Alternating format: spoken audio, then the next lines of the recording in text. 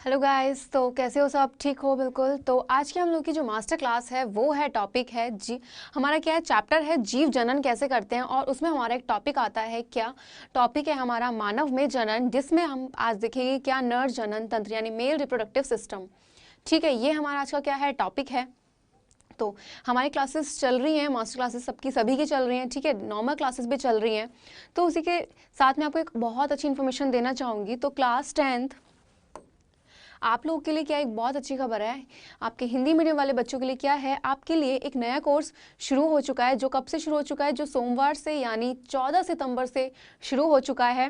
देखते हैं इसके बारे में थोड़ा।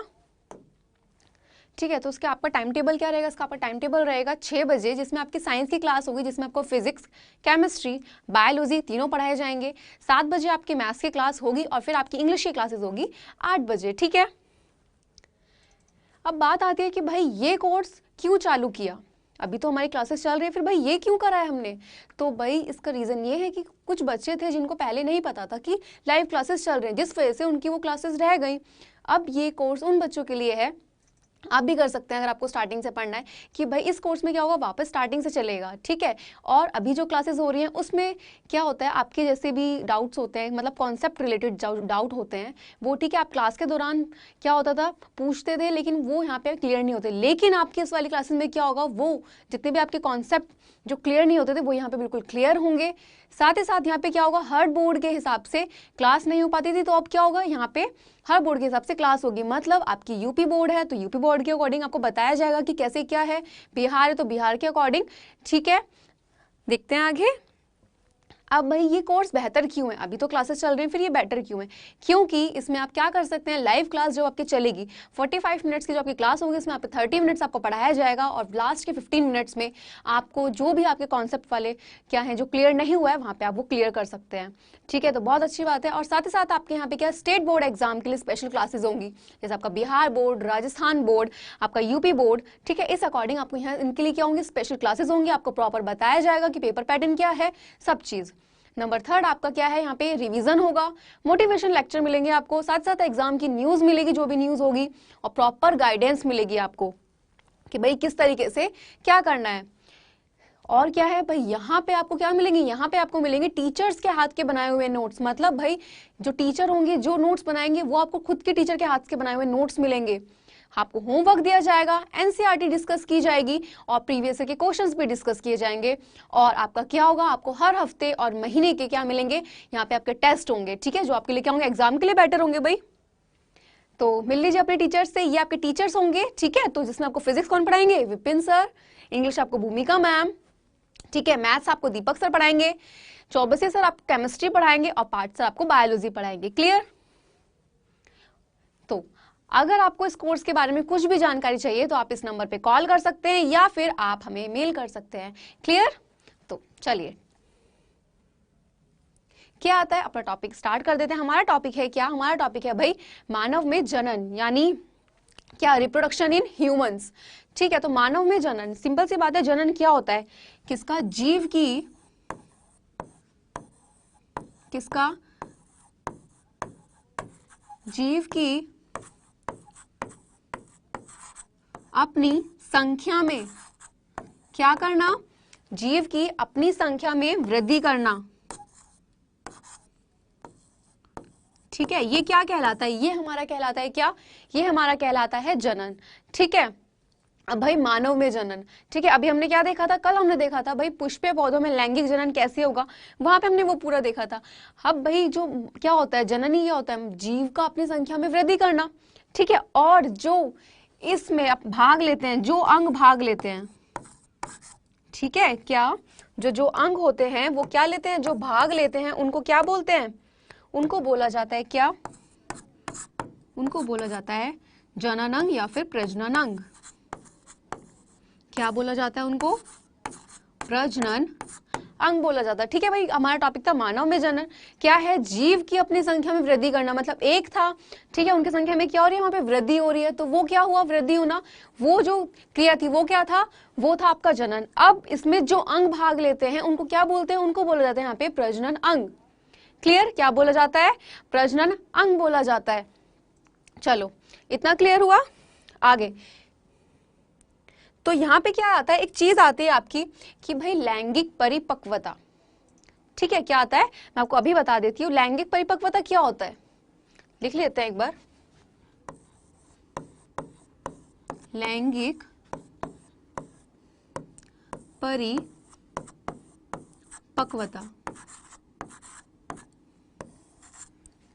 क्लियर। तो क्या होता है लैंगिक परिपक्वता, भाई क्या होता है, जैसे जैसे बच्चा बड़ा होता है तो उसमें बहुत सारे उसके शरीर में बहुत सारे चेंजेस आते हैं, उसकी बॉडी में चेंजेस आते हैं। ठीक है, तो जो यही चेंजेस आ रहे हैं, ठीक है, तो ये चेंजेस जो आते हैं उनको बोला जाता है क्या, लैंगिक परिपक्वता। जैसे जैसे क्या होता है, जैसे अगर लड़के बच्चा छोटा है, ठीक है, उसकी आवाज बहुत पतली होती है, जैसे बड़ा होता है तो लड़कों की आवाज फटने लगती है। ठीक है, तो क्या हुआ, उसमें लैंगिक परिपक्वता आई है, क्लियर। तो क्या होता है, साथ साथ उनमें दाढ़ी मूंछ होकर निकलना, वो भी क्या है, लैंगिक परिपक्वता। तो मतलब उनमें चेंजेस आ रहे हैं ना साथ साथ, जैसे जैसे उनके क्या हो रहा है, उनकी एज बढ़ रही है, तो उस एज के अकॉर्डिंग क्या उनमें लैंगिक परिपक्वता आई, यानी उनमें क्या हुआ, कुछ चीजें एज के अकॉर्डिंग आई। तो यही क्या है, लैंगिक परिपक्वता है। ठीक है, तो जल्दी से एक काम करते हैं, क्विज फर्स्ट खेल लेते हैं। उससे पहले तो थोड़ी सी इंफॉर्मेशन दे देती हूँ, फिर खेलते हैं, क्लियर। तो आज का हमारा टॉपिक है कि भाई किसका, जो मानव जनन है, मानव जनन तो हमने देख लिया, उसमें हमारे क्या आएगा, जनन हमने देखा है, उसमें हमारा टॉपिक है भाई नर जनन तंत्र। ठीक है, नर, तो जो जितने भी पुरुष होते हैं, ठीक है, मेल होते हैं, उनमें जो मेन क्या होता है, जो मेन क्या होता है जनन अंग होता है, वो कौन सा होता है, वो होता है वृषण। ठीक है, तो क्या होता है, जो मादा है, क्या होता है, नर और मादा। ठीक है, क्या होते हैं इनमें, नर में क्या होते हैं, शुक्राणु होते हैं, किसका निर्माण करते हैं, शुक्राणु का। मादा में क्या होता है, अंडाणु होते हैं। ठीक है, मादा में क्या मिलता है, मादा जो होती है, फीमेल जो होती है, उनमें मिलता है अंडाशय, और जो मेल होते हैं उनमें क्या मिलता है, उनमें मिलता है वृषण यानी टेस्टीज, क्लियर। तो ये क्या है, ये बेसिक है, लेकिन हम आज किसका देखेंगे, हम देखेंगे नर जनन तंत्र, क्लियर। तो चलो अब खेलते हैं क्विज फर्स्ट जल्दी से। तो फर्स्ट क्वेश्चन ले आते हैं आपकी स्क्रीन पे, क्या है, नर का जननांग क्या है। यहाँ पे आपको 4 ऑप्शन दिए हैं, अंडाशय, वृषण, ए और बी दोनों, कोई नहीं। जल्दी से आंसर करो,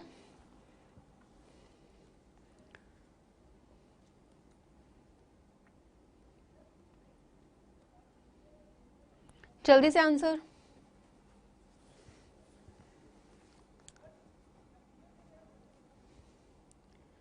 टाइम जा रहा है गाइस, 30 सेकेंड ही मिलते हैं, आपको पता है ना।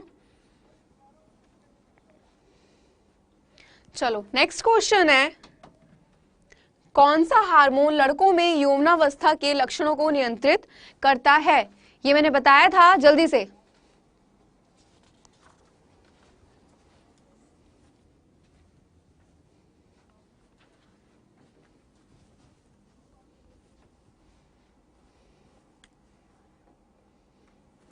जल्दी गाइस,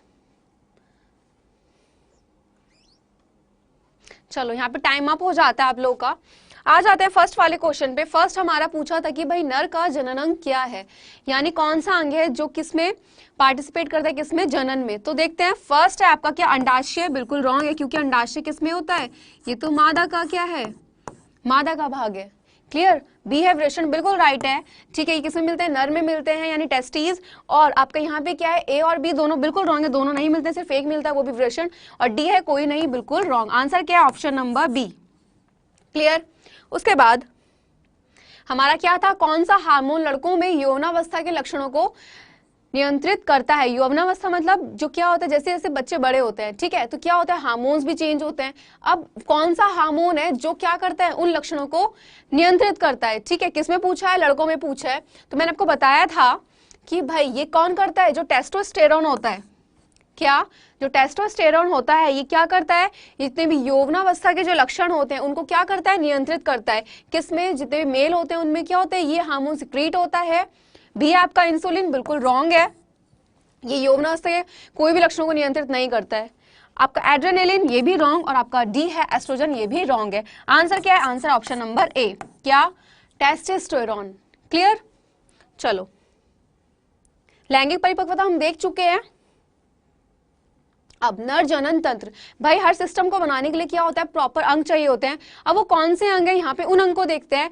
ठीक है, तो देखेंगे किस तरह से कौन कौन से अंग हैं, उनको देखेंगे यहाँ पे, क्लियर। तो चलो स्टार्ट करें।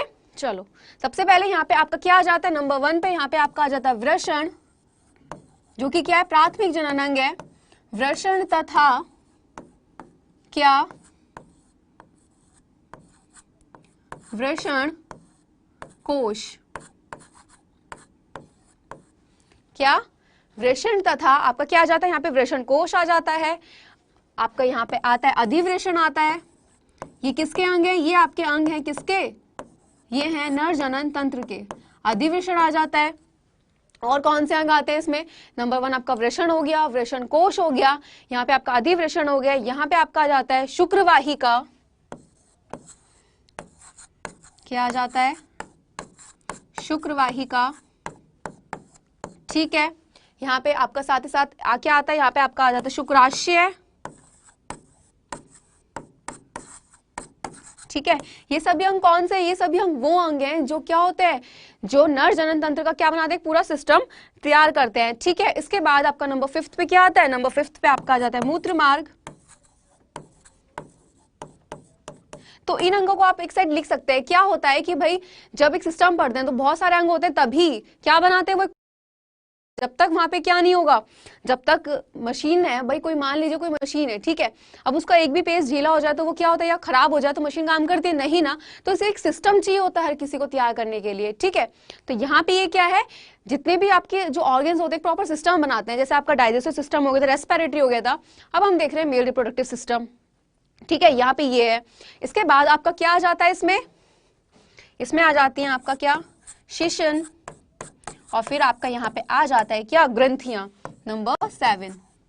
ग्रंथियां देखेंगे कौन सी होती हैं, ठीक है, क्या आ जाता है यहाँ पे आपका आ जाता है क्या, ग्रंथियां, ठीक है। तो यहाँ पे हम उन्हीं ग्रंथियों को देखें जो कि क्या है, एक आ जाती है आपकी इसमें पुरस्थ, क्या आ जाती है, पुरस्थ, और साथ ही साथ यहाँ पे आपकी आ जाती है प्रोस्टेट, कौन सी, प्रोस्टेट ग्रंथि, क्लियर। चलो, तो ये अंग थे, क्या थे ये हमारे, जो हमने देखा था, ये थे आपके जनन अंग, या फिर आप कह सकते हैं प्रजनन अंग, ठीक है, जो किसमें भाग ले रहे हैं, नर जनन तंत्र में भाग ले रहे हैं, क्लियर, बिल्कुल। अब देखते हैं भाई किसका क्या काम होता है धीरे धीरे। तो ये डायग्राम किसका, ये आपका डायग्राम है नर जनन तंत्र का, यानी मेल रिप्रोडक्टिव सिस्टम का। इसमें आप देख सकते हैं कि पार्ट लिखा हुआ है, ठीक है, क्लियर। चलो पहले इनके फंक्शंस देख लेते हैं क्या क्या। तो नंबर 1 पे आपका आ जाता है क्या, नंबर 1 पे आता है वृषण, क्या होता है वृषण, इसको देखते हैं, ठीक है। तो क्या होता है, तो ये क्या है, ये नर जनन अंग का भाग है, यानी क्या है, नर जनन, क्या है ये, नर जनन आपकी क्या है, ग्रंथियां हैं जो कहां पे, उदर गुहा के बाहर, कहां पे, उदर गुहा के बाहर वृषण कोश में, कहां पे, हमने देखा था नंबर 1 क्या था, नंबर 1 ही था हमारा क्या, वृषण और वृषण कोश, ठीक है। तो क्या होते हैं ये आपके, क्या होते हैं, नर जनन अंग होते हैं, और कहां पे, उदर गुहा के बाहर, कहां पे, वृषण कोश में क्या होते हैं, स्थित होते हैं, और साथ ही साथ जो कैसे होते हैं, जो अंडाकार होते हैं, क्या होते हैं, अंडाकार होते हैं, और इनकी संख्या कितनी होती है, इनकी संख्या होती है 2, क्या संख्या होती है, इनकी संख्या 2 होती है, ठीक है। अगर डायग्राम में देखो तो वृषण कहां लिखा है, ये लिखा है, ठीक है, कहां पे स्थित है, उधर गुहा में स्थित, और संख्या कितनी है, 2 संख्या में होता है, ठीक है। आगे क्या करते हैं, यहाँ पे क्या होती है, वृषण ग्रंथि होती है, क्या होती है, वृषण ग्रंथि, ठीक है, जो कि क्या करता है, जो टेस्टोस्टेरोन, जो कि क्या है, मेल हार्मोन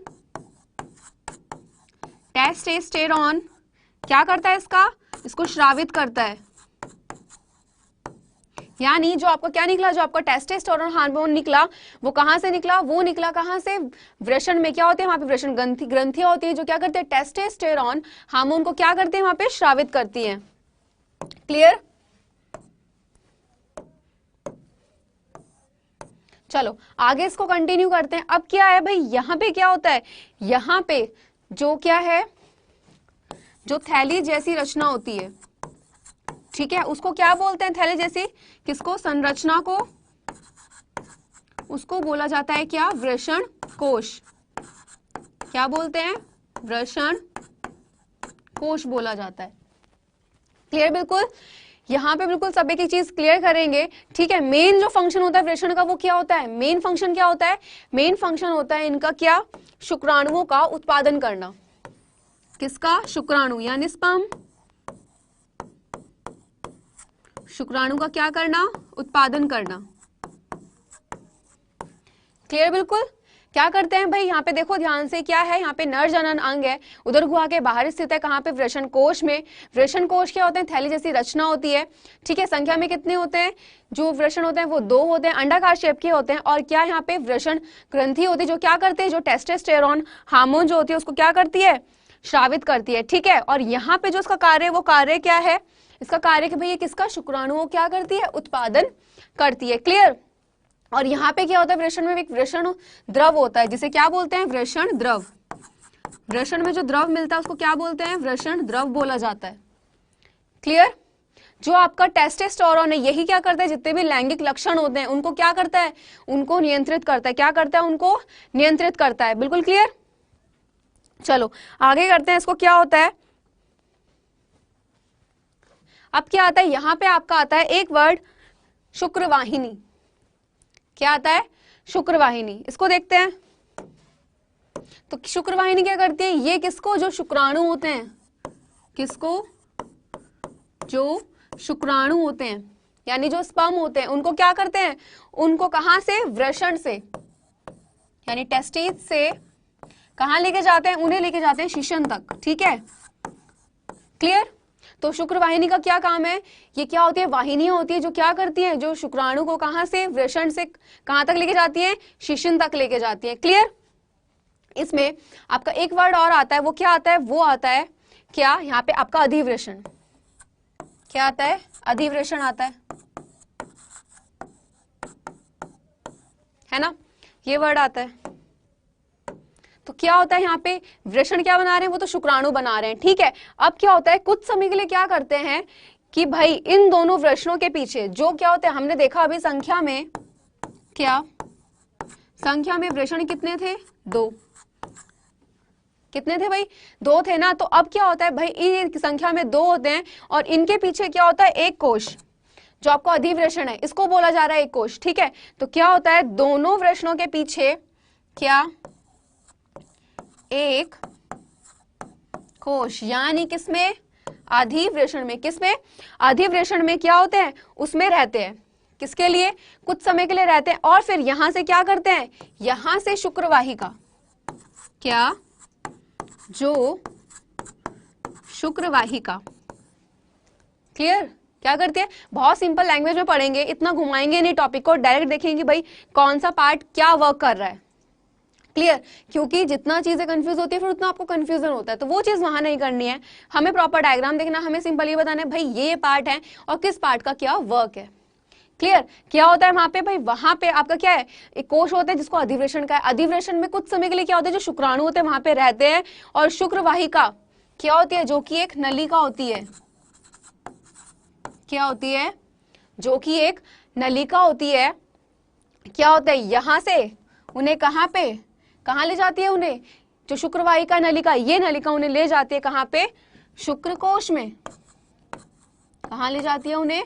शुक्रकोश में ले जाती है। क्लियर? बिल्कुल क्लियर हो रहा है। शुक्रवाहिनी क्या होता है? जो क्या होते हैं? जो शुक्राणु होते हैं कहां बनते हैं? वो वृषण में बनते हैं। और कहां से इनको वृषण से शिशन तक ले जाने का काम कौन करती है? वो करती है शुक्रवाहिनी। क्लियर? बिल्कुल यहां पे कोई कंफ्यूजन नहीं होना चाहिए। उसके बाद आगे देख लेते हैं। एक चीज और बता दूं, जो आपका अधिवृषण होता है, क्या? जो अधिवृषण होता है कितना? ये जो होता है ये आपकी कितनी? ये आपकी कितनी? 6 मीटर लंबी। कितनी? 6 मीटर लंबी क्या होती है? 6 मीटर लंबी। किसमें? जो आपकी कुंडलित, कुंडली मतलब घूमी हुई, तो कैसे कुंडलित क्या होती है? नलिका होती है। क्लियर? आगे आ जाते हैं। आगे आ जाते हैं क्या? मूत्र मार्ग। यहाँ पे क्या होता है? तो भाई क्या यहां से क्या? यूरिन और वीर्य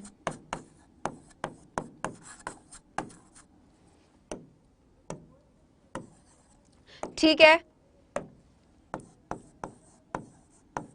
लास्ट में इसको एक बार शॉर्ट में देख लेंगे।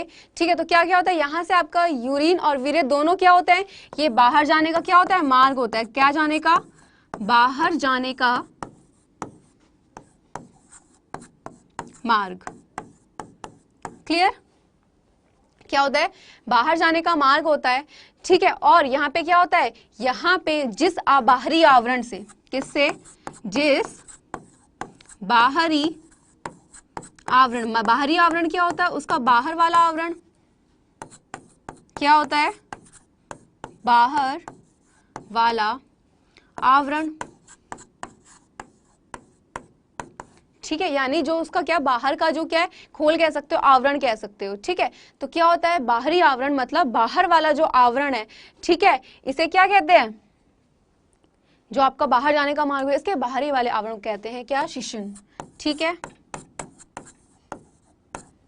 क्लियर, बिल्कुल। अब क्या होता है इसमें, आगे इसमें आता है क्या, जो क्या होती है इसमें, हमने यहाँ पे क्या देख लिया, ये देख लिया है कि भाई यहाँ पे क्या होता है, यूरिन और वीर्य यहाँ से बाहर निकलते हैं। बाहर जाने का क्या होता है, ये मार्ग होता है जिसके बाहरी आवरण होता है। बाहर वाले आवरण मतलब जो बाहर आवरण है उसको बोलते हैं बाहरी आवरण, और फिर जो क्या है, जो है शिश्न। ठीक है, उसके बाद हमारा आ जाता है संबंधित ग्रंथियां, कि भाई यहाँ पे जो ग्रंथियां हैं वो कौन सी हैं। ठीक है, देख लेते हैं यहाँ पे क्या है, यहाँ पे संबंधित ग्रंथि, तो क्या होता है, शुक्राशय ग्रंथि और क्या, प्रोस्टेट ग्रंथि। कौन सी,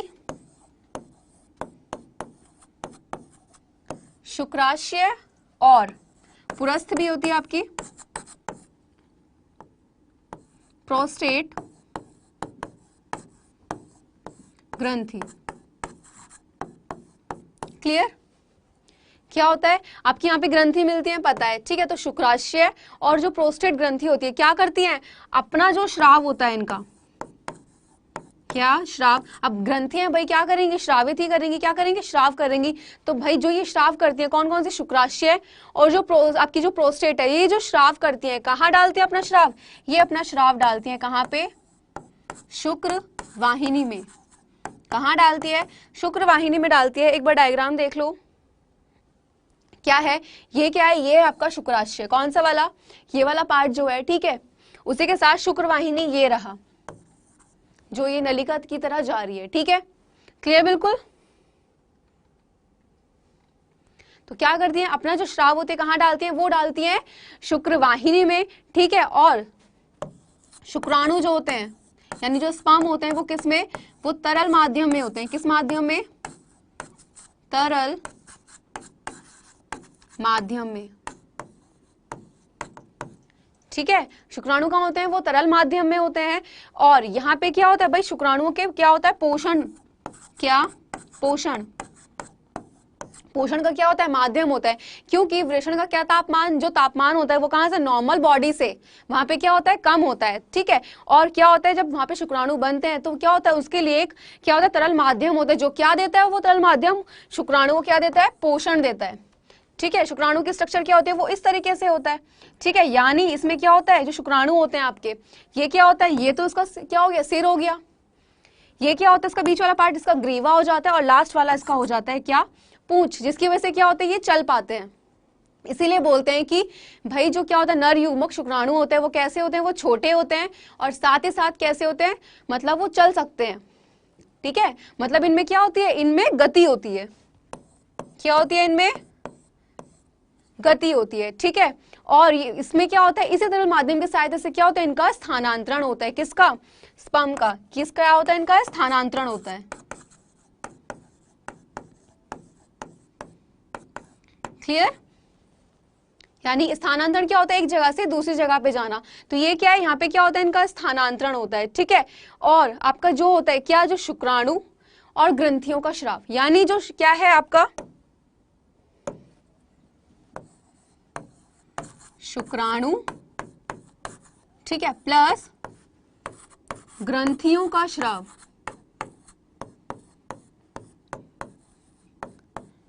ठीक है, यानी ग्रंथियों से जो श्रावित हो रहा है। क्लियर, तो शुक्राणु और ग्रंथियों का श्राव ये क्या बनाते हैं, ये मिलकर बनाते हैं वीर्य। क्लियर, तो एक काम करते हैं, जल्दी से पहले क्विज 2 खेल लेते हैं। फिर अपना टॉपिक कंटिन्यू करेंगे, ठीक है। सिंपल से रूल है, 30 सेकंड 4 ऑप्शन होंगे। तो चलो फर्स्ट क्वेश्चन लाते हैं आपकी स्क्रीन पे, ये रहा।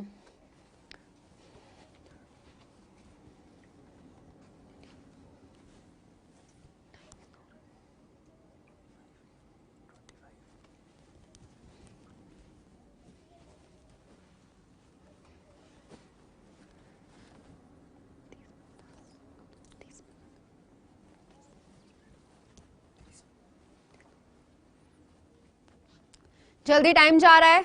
पराग कोश में होते हैं, कल ही बताया यार, उससे पहले ही बता रखा है। चलो नेक्स्ट क्वेश्चन क्या है? पपीता, तरबूज हैं आदि क्या एक लिंगी, द्विलिंगी? ठीक है, द्विलिंगी को उभयलिंगी भी बोलते हैं। जल्दी से क्या है?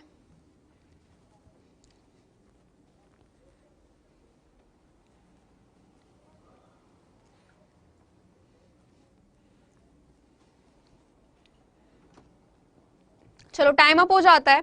फर्स्ट क्वेश्चन को देखते हैं। फर्स्ट क्वेश्चन हमारा था भाई कि क्या पूछा है? पराग कोश में होते हैं क्या? पराग कोश किसका भाग है? पुंकेसर, ठीक है। नर भाग है। कौन सा भाग है? नर भाग है। अब आगे क्या है? पुंकेसर जो होता है, ठीक है, इसके दो भाग होते हैं, एक तो तंतु होता है, एक आपका क्या होता है? एक आपका पराग कोश होता है। तो मैंने बताया था कि भाई जो ये पराग कोश है, इसी में क्या होते हैं? जो आपके क्या बनते हैं? पराग कण बनते हैं। क्या बनते हैं इसी में? आपके इसी में बनते हैं आपके क्या? पराग कण, ठीक है। जो कि क्या होते हैं? जो यही परागकण कहाँ जाते हैं? यही परागकण मादा के वर्तिकाग्र पे जाते हैं। क्लियर? तो परागकोश में होते हैं क्या? ऑप्शन देखते हैं। नंबर 1 है बाह्य दल, बिल्कुल रॉन्ग है ये तो। बाह्य दल तो वहां पे क्या होता है? बाह्य दल तो वहां पे सहायक अंग के रूप में होता है, ये नहीं है। बी अंडाशय, ये मादा भाग होता है, बिल्कुल रॉन्ग। सी अंडप, ये भी रॉन्ग है। और डी है परागकण, बिल्कुल राइट है। तो परागकोश में क्या होते हैं? परागकण होते हैं। क्लियर?